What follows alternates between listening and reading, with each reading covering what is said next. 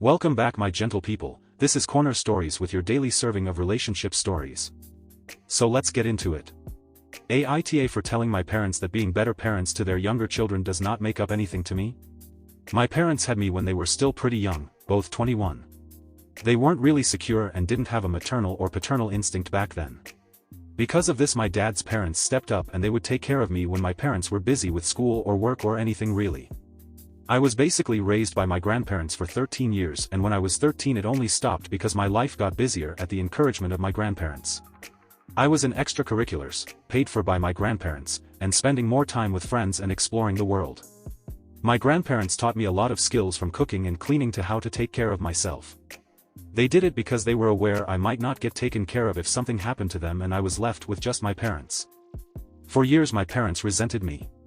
I know it, they know it, and my grandparents know it. They showed it in smaller ways. Complaining when I asked for their signature, or when my grandparents told them they needed to show up at parent conferences at my school. They would grumble about me being sick and ask my grandparents to deal with it. Sometimes they would take me to an amusement park and get annoyed when they couldn't go on all the rides together because that meant leaving me alone. Sometimes my grandparents had plans and couldn't let me stay with them for a night and my parents wanted to go out. Then they had more kids who are 3 and 1 now, and they are way better parents to them. I'm not saying they're perfect because nobody is. But they are being parents to them. They deal with every tantrum without acting like they hate the baby. They play with them, read bedtime stories, sing with them, fight over who stays home with a sick kid because both want to be there. They know their 3-year-old's favorite foods and music. They want these kids. It only came to my attention recently, because my parents suddenly decided the 3 of us needed therapy, that they felt them being better parents to their younger children meant I would forgive them and it would make it up to me for not being there for me. Even though they still aren't. They talked about me being distant and not spending time with the family and how they don't know me. I told them of course they don't because they were never around me, and when they were, they wished I wasn't there. I told them they can't honestly expect that being better parents to their other kids would make it up to me. They mentioned something about siblings and how I speak like they're not, and I said because my parents are dad's parents, not them, and the kids I live with have different parents to me and a very different life.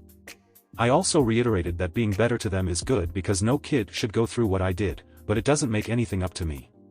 They told me it was spiteful to not take joy in my siblings having better, and they accused me of being stubborn and unforgiving. OP has offered the following explanation for why they think they might be the asshole. I told my parents that being better parents to their younger children does not make anything up to me. I feel like I might be wrong for saying this because of the kids and how it could look like I want them to treat their other kids the same way they treated me, and that is not true, but words matter and context matters, and I wondered if I should have chosen a less blunt way of saying this to appear kinder and less resentful, or like I dislike that they have what they do.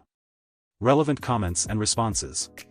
Your egg and sperm donors didn't want you as their child and pawned you off onto grandparents, who thankfully stepped up to the plate.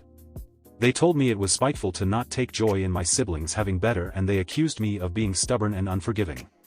How is it spiteful to not take joy in watching your younger sibs actually have their parents engage with them instead of throwing them away?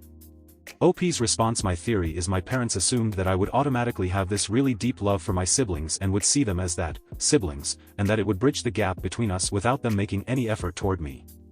I think they set up this idea, and when I didn't feel that way, they were like, OMG, how did this happen? He should be happy. Comment 2. So they've accused you of being stubborn and unforgiving. Have they also asked for your forgiveness? Acknowledged how they failed you? Even if they had asked, that wouldn't make them entitled to your forgiveness, but it would be a first baby step. OP's response. They haven't directly addressed that they failed.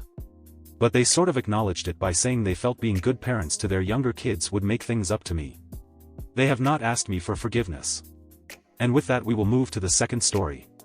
AITA for refusing to move back in with my mother because now she looks bad to our community? My 18F mother, 44F, started asking me to pay rent because I turned 18. I would say that we live an upper middle class life and they definitely do not need the money. Additionally, I am the only person who is being asked to pay rent. My 21-year-old brother still lives here rent-free, my step-brother also lived here rent-free when he was still here, it's only me. I don't have the best relationship with my mother or her husband Kyle, 44M, so I'm not surprised. I told my mom that I would rather have my own place with some independence, and I moved out. I told her there were no hard feelings because she has the right to charge whatever she wants in her home, but I have the right to move out. She thought I was bluffing. She ended up very shocked when she came home on the day I said I was leaving to see my room empty. It was about 3 weeks after she asked me to pay rent. In my culture, girls do not move out of their family homes until they are married. I scoured the internet and spoke to friends and could find no one that was looking for a roommate. Landlords are also reluctant to rent to young people without their parents' support because if the young person can't pay, the parents would usually cover them, which wouldn't happen in my case. In the end, I moved in with a man called Michael, 39M, as a live-in housekeeper roommate situation. It was a decent salary with discounted rent and the work was basic tidying up laundry and occasional cooking. I found the listing online and met him to make sure it was safe. I've lived there about a month now and my mother is very unhappy.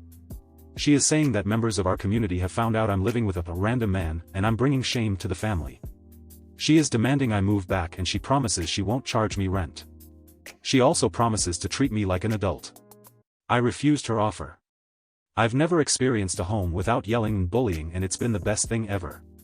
My mental health has improved and I've even befriended my employer, which is funny because we are very different people. My brother called me an idiot for refusing to come back and he says that I am embarrassing my mother.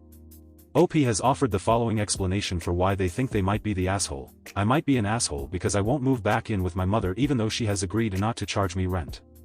This is because I live with a man and it's bringing shame to my family within our community. Her reputation is very important to her. Some relevant comments. Your mother made her home a hostile environment for you, and so you don't want to live there anymore. It's pretty simple. I wish you luck in your new living situation. Seriously. Mom decided to F around and found out and now she wants to roll things back. Nope. And if Michael is okay as a boss and roommate, it's just great. OP is lucky to have this solution. I think this is a hilarious outcome and I'm laughing because you found a great solution and are enjoying your life. Good for you, you sound like a very resourceful young woman and if you were my daughter I would be very proud of you. But I wouldn't have charged you rent to begin with either. Keep living your life on your own terms. Story 3. I used to be racist. AITA for refusing therapy as a prerequisite to be in my estranged sister's mixed family's lives. My older sister and I were raised by an extremely racist and violent single father in a very small and little white town after our mom died. I could name a plethora of crazy, untrue things I was taught by him, but that isn't really necessary for this story. Long story short, from a young age I inherited all of my dad's bad attributes, but my sister was always a sensitive, kind kid. Whereas I was constantly fighting and angry, she was into animals and very interested in stories, folklore, places, and people. Everyone said she got it from our mom. Though she was really my dad's pride and joy, her interest in people and things outside of our tiny world of drunken fighting, small-town drama, and hatred was the beginning of her conflict with our dad. By the time my sister won a scholarship to college, she was constantly at odds with my dad. She couldn't wait to leave home. She did well in school, studied abroad, made new friends with people we grew up hating. She became different. Before college, she was the typical girl next door, popular with the guys for her looks and beloved by mostly everyone in our town for her kind demeanor. Typical small town, nice girl. Then the rumors started about her getting brainwashed in college and her name basically became a bad word. I hate to admit it, but I started to believe those things because even our dad said them. Ironically, she eventually began dating this black guy, which was the biggest sin possible to a lot of people in our town, including me. I didn't understand it. Our dad was furious for a long time, but eventually it looked like he was coming around because he invited them to the house one afternoon. He started drinking in the driveway that morning and by the time they arrived, he was hammered. They stepped out of the car to a barrage of slurs which instantly broke my sister into tears. Then he started throwing cold beer cans at them and I joined in. Both of them were bleeding and we dented the car up pretty good. They sped away, but until that moment I'd never seen my sister cry like that. I was 13 then. Dad yelled that she was dead to him.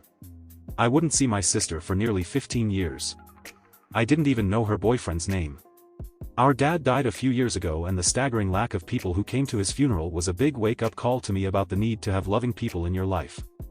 After that, I moved to a bigger city for work. I gradually made friends and began having experiences I would have never had in my old town. I'm now very different from the rage-filled kid I used to be. Truth is, before Dad died, we started to clash. I drank and partied, i.e. drugs, so hard so went to jail a few times. Partying was my escape. I partied a while after I moved, but the sheer gift of time and living life led me to eventually realize many of the things I was taught was wrong, and if I didn't change I was going to end up in jail or worse. I just started feeling like there had to be more to life than being mad at the world and drunk all the time. I joined a few volunteer groups, and the people I met helped me get sober and really made a big impact on changing my trajectory. My views on race changed dramatically, and I've managed to build a solid, but diverse group of friends. Despite that, the weight of having no family also set in. I missed my sister so much but was too ashamed to reach out. I found her on Facebook and watched her life from afar. She actually married that guy we threw beer at, and they have 3 kids and live a few states away.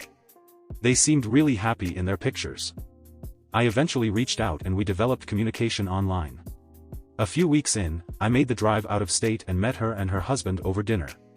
We had some very tough, emotional talk, but overall it was a very constructive visit.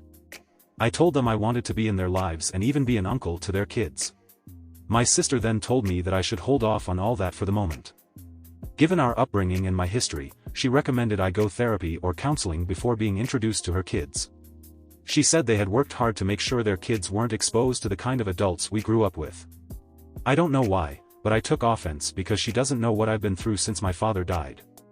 I'm not that same hateful preteen. She doesn't know how I had to intentionally work hard and am still working hard to better myself. I'm not opposed to therapy, but to make it a requirement before even meeting her children seems excessive. I told her I would think about it, but I don't think I hid my disappointment too well. I'm pretty sure she sensed the change in our vibe because the rest of the dinner was a bit awkward. I haven't heard from her since. I mean, I'm literally considering moving several states away to be near them. Shouldn't that be enough for a start? Relevant comments. If you want to be in your sister's life, then go to therapy. If not, then don't go. You say you are open to it, so just do it. Agreed. He doesn't get to have an opinion on what his sister wants to expose her kids to. With his background, going to therapy would be a great way to deal with the baggage he's carrying around from his childhood. The fact that OP posted something so clearly inflammatory and then disappeared makes me assume it's just rage bait. Yes. But also it's important to note he is clearly, unequivocally the asshole here. He literally committed a hate crime against his own sister. Physically assaulted her and her BF, now husband, until they bled and called them slurs. And that is the end of the story. That's it, guys. This is where I will leave you. I hope you enjoyed the stories I had for you. I certainly enjoyed them. Please be sure to drop a like or a comment, and it would mean a lot to me if you subscribe to the channel. Until next time, be kind, be curious, and I will see you. Corner Stories signing off.